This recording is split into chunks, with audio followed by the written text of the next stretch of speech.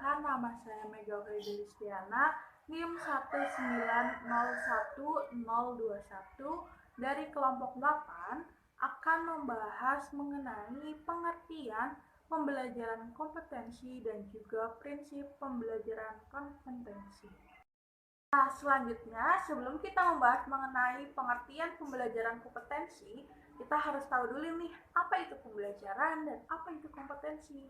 Nah, kata pembelajaran adalah terjemahan dari instruksional yang banyak dipakai dalam dunia pendidikan yang memiliki arti menempatkan siswa sebagai sumber dari kegiatan. Nah, maksudnya adalah dalam pembelajaran itu menunjukkan pada usaha siswa mempelajari bahan pelajaran sebagai akibat perlakuan guru. Jadi dalam proses pembelajaran yang dilakukan oleh siswa itu tidak mungkin terjadi tanpa adanya perlakuan dari guru. Nah, dari pengertian di atas, maka dapat disimpulkan bahwa pembelajaran yaitu suatu proses interaksi antara siswa dengan guru untuk suatu tujuan tertentu dari beberapa pesan yang harus disampaikan kepada siswa. Nah, sedangkan kompetensi dapat diartikan sebagai kemampuan dasar yang harus dilakukan oleh para siswa pada tahap pengetahuan, keterampilan, dan juga bersikap. Nah, kemampuan dasar ini yang akan dijadikan sebagai landasan melakukan proses pembelajaran dan penilaian siswa. Nah, kompetensi itu juga merupakan target, sasaran, standar sebagaimana yang telah dijelaskan oleh Benjamin S. Bloom pada tahun 1964 dan juga Ganya pada tahun 1979 dalam teori-teorinya yang terkenal itu bahwa menyampaikan materi pelajaran kepada siswa itu penekanannya adalah tercapai sasaran dan tujuan pembelajaran. Setelah tadi kita mengerti apa itu pembelajaran dan apa itu kompetensi, maka kita dapat simpulkan bahwa pembelajaran berbasis kompetensi itu dapat diartikan sebagai pembelajaran yang dilakukan dengan orientasi pencapaian kompetensi peserta didik, hingga muara akhir dari hasil pembelajaran yang telah dilakukan itu adalah meningkatnya kompetensi peserta didik yang dapat diukur dalam pola pengetahuan, sikap, maupun keterampilan. Dalam pembelajaran berbasis kompetensi, perlu ditentukan standar minimum kompetensi yang harus dikuasai oleh peserta didik. Nah, sesuai dengan pendapat tadi, komponen materi pembelajaran berbasis kompetensi ini meliputi yang pertama ada kompetensi yang akan dicapai, yang kedua ada strategi penyampaian untuk mencapai kompetensi, dan yang ketiga ada sistem evaluasi atau penilaian yang digunakan untuk menentukan keberhasilan peserta didik dalam mencapai kompetensi. Nah, jadi konsep pembelajaran berbasis kompetensi ini mensyaratkan dirumuskannya secara jelas kompetensi yang harus dimiliki dan dikuasai oleh peserta didik setelah mengikuti kegiatan pembelajaran. Jadi dengan tolak ukur pencapaian kompetensi, maka dalam kegiatan pembelajaran peserta didik akan terhindar dari pembelajaran materi yang tidak perlu dipelajari oleh peserta didik yang tidak menunjang terhadap tercapainya penguasaan kompetensi tersebut. Penyusunan materi pembelajaran kompetensi menyangkut 3 komponen utama yang harus dikuasai oleh siswa, yaitu yang pertama ada kompetensi dasar atau kemampuan dasar, yang kedua ada materi pokok, dan yang ketiga ada indikator. Nah, untuk yang pertama, kompetensi dasar atau kemampuan dasar itu merupakan tujuan pembelajaran dari materi yang akan diberikan kepada siswa sesuai dengan taksonomi Bloom menggunakan kata-kata operasional yang bersifat umum yang disesuaikan dengan tingkat kemampuan dasar mulai tingkat pengetahuan rendah, menengah, dan tinggi seperti pengetahuan, pemahaman, penerapan, analisis, sintesis, dan juga evaluasi. Nah, tiap kemampuan ini dapat dijabarkan menjadi indikator. Untuk yang kedua, itu ada materi pokok. Materi pokok adalah materi pelajaran yang disajikan kepada siswa berupa penjabaran subpokok bahasan dari awal semester sampai akhir semester secara terstruktur. Hal ini dapat kita lihat pada silabus masing-masing mata pelajaran yang dikembangkan oleh masing-masing guru. Nah, dan yang terakhir, yang ketiga, ada indikator. Indikator ini dikembangkan dari kemampuan dasar sesuai dengan materi pembelajaran yang ditetapkan, menggunakan kata-kata operasional khusus yang disesuaikan dengan tingkat berpikir siswa. Selanjutnya ada prinsip pembelajaran. Prinsip pembelajaran merupakan hal-hal yang mendasari dan menjadi sebab-sebab terjadinya belajar. Dengan perkataan lain, apabila suatu prinsip tidak nampak dalam kegiatan pembelajaran, maka proses belajar itu tidak akan terjadi secara efektif dan berhasil sesuai dengan harapan. Nah, efektivitas belajar ini berkaitan dengan suasana belajar yang menyenangkan, seperti ciptaan kondisi terbaik untuk belajar, kemudian bentuk presentasi yang melibatkan seluruh indera, kemudian ada lagi berpikir kreatif dan kritis untuk membantu proses internalisasi dan beri rangsangan dalam mengakses materi pembelajaran. Nah, hal ini sesuai dengan pendapatnya Gordon and Foss tahun 2000. Ada beberapa prinsip penting dalam pembelajaran kompetensi, antara lain yang pertama, proses pembelajaran kompetensi membentuk kreasi lingkungan yang dapat membentuk atau mengubah struktur kognitif siswa. Nah, tujuan pengaturan lingkungan dimaksudkan untuk menyediakan pengalaman belajar yang memberi latihan-latihan penggunaan fakta-fakta. Struktur kognitif akan tumbuh dan berkembang manakala siswa memiliki pengalaman belajar. Nah, oleh karena itu, dalam pembelajaran kompetensi ini menuntut aktivitas siswa secara penuh untuk mencari dan menemukan sendiri. Nah, kemudian yang kedua itu berhubungan dengan tipe-tipe pengetahuan yang harus dipelajari. Ada tipe pengetahuan fisik, kemudian sosial, dan juga logika. Nah, hal ini sesuai dengan pendapatnya Bruchwell tahun 1980. Pengetahuan fisik itu adalah pengetahuan akan sifat-sifat fisik dari suatu objek atau kejadian seperti bentuk, besar, kecil, serta bagaimana objek itu berinteraksi satu dengan yang lainnya. Nah, pengetahuan fisik ini diperoleh melalui pengalaman indera secara langsung. Misalnya nih, anak itu memegang logam yang bersifat keras dan memegang kain sutra yang bersifat halus.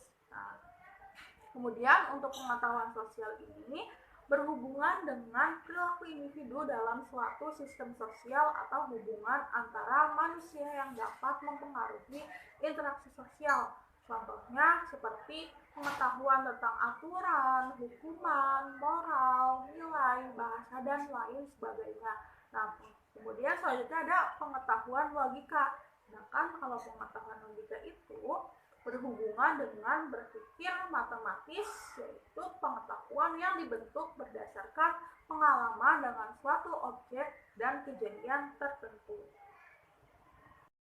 Selanjutnya, yang ketiga itu pembelajaran melalui KBK diarahkan agar siswa mampu mengatasi setiap tantangan dan rintangan dalam kehidupan yang cepat berubah.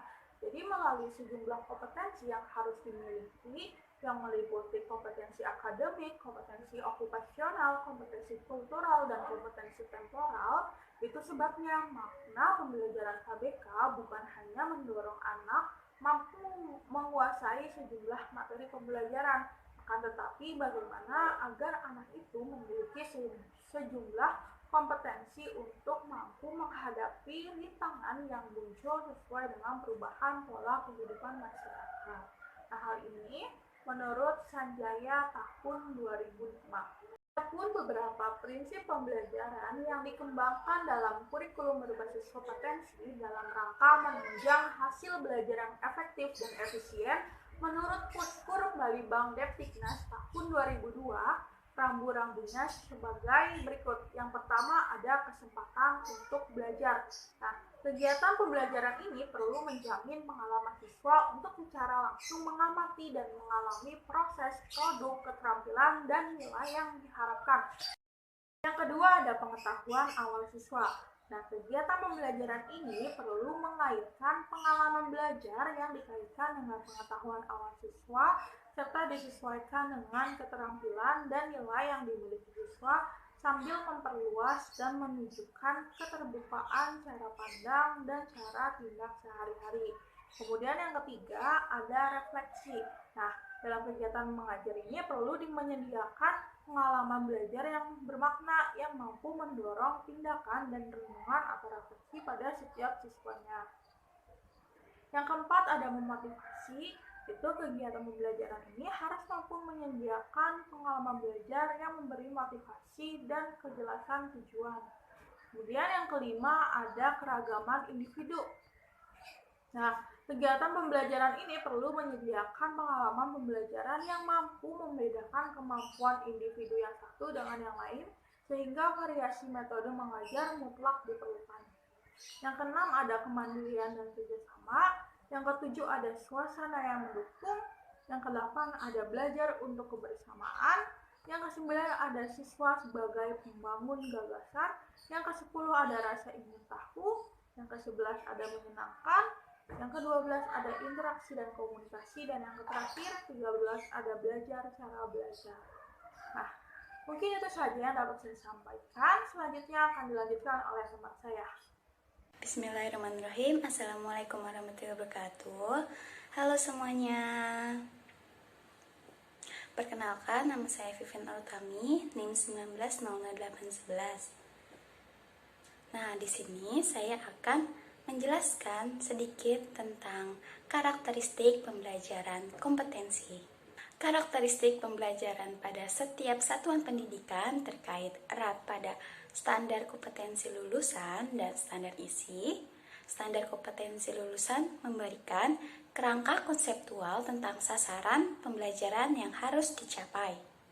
Nah, standar isi memberikan kerangka konseptual tentang kegiatan belajar dan pembelajaran yang diturunkan dari tingkat kompetensi dan ruang lingkup materi. Nah, sesuai dengan standar kompetensi lulusan, sasaran pembelajaran mencakup pengembangan ranah sikap, pengetahuan, dan keterampilan yang dielaborasi untuk setiap satuan pendidikan. Proses pembelajaran kompetensi merupakan kegiatan interaksi antar dua unsur manusiawi, yaitu siswa sebagai pihak yang belajar dan guru sebagai pihak yang mengajar, dengan siswa sebagai objek pokok. Nah, dalam proses pembelajaran kompetensi ini, proses-proses tersebut dalam pembelajaran kompetensi memiliki karakteristik khusus, yaitu yang pertama, proses pembelajaran memiliki tujuan. Nah, tujuan di sini untuk membantu anak didik dalam suatu perkembangan tertentu. Nah, yang kedua, adanya suatu prosedur yang direncanakan.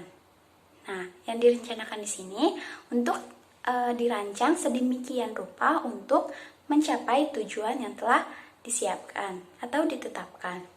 Nah, yang ketiga, adanya kegiatan penggerapan materi tertentu secara khusus. Nah, sehingga dapat mencapai tujuan-tujuan yang ingin dicapai. Nah, yang keempat, adanya aktivitas siswa sebagai syarat mutlak bagi berlangsungnya proses pembelajaran. Yang kelima, guru berperan sebagai pembimbing yang berusaha menghidupkan dan memberikan motivasi belajar kepada siswa dalam proses pembelajaran yang konduksi. Nah, yang keenam, membutuhkan adanya komitmen terhadap kedisiplinan sebagai pola tingkah laku yang diatur menurut ketentuan yang ditaati oleh semua pihak.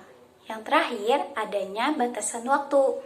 Adanya batasan waktu ini untuk menentukan tingkat pencapaian tujuan yang akan dicapai.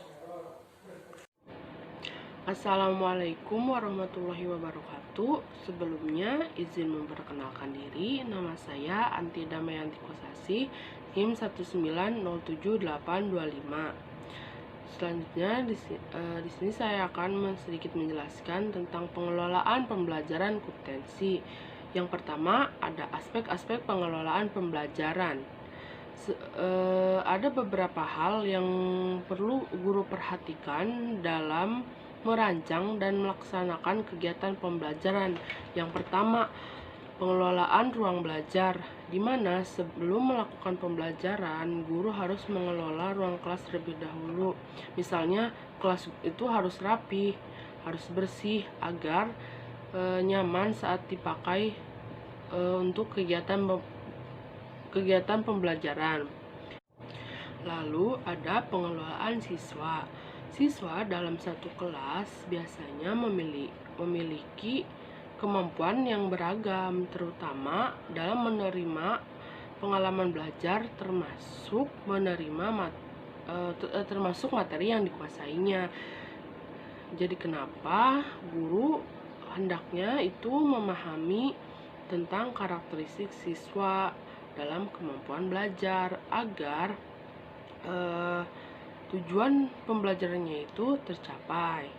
Lalu ada pengelolaan kegiatan pembelajaran kompetensi. Seorang guru dituntut untuk menciptakan berbagai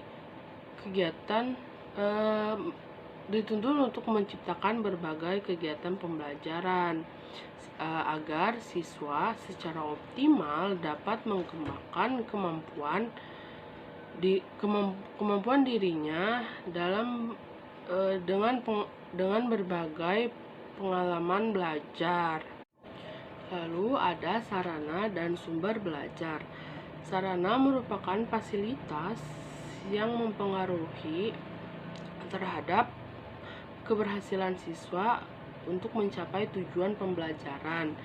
Sarana yang paling membantu adalah media atau alat peraga. Dalam pembelajaran kompetensi, guru harusnya menggunakan berbagai jenis media pembelajaran yaitu yang disesuaikan dengan pengalaman belajar yang akan ditempuh siswa sehingga berfungsi dapat memperjelas konsep yang sedang dipelajari. Lalu ada sumber belajar. Sumber belajar itu disesuaikan dengan materi dan tujuan pembelajaran yang diinginkan. Sumber belajar